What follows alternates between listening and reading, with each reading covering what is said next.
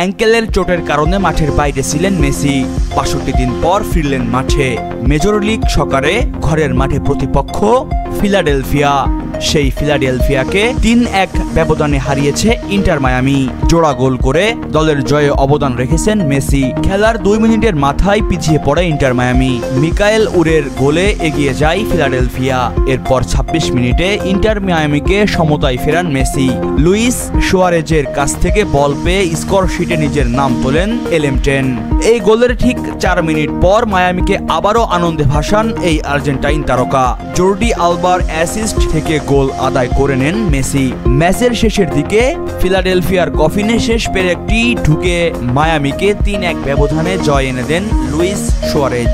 উল্লেখ্য, গত ১৫ই জুলাই কোপা আমেরিকার ফাইনালে অ্যাঙ্কেলের চোটের কারণে মাঠ থেকে ছিটকে যান লিওনেল মেসি। মহিবুল্লাহ নাহিন, প্রহর 24।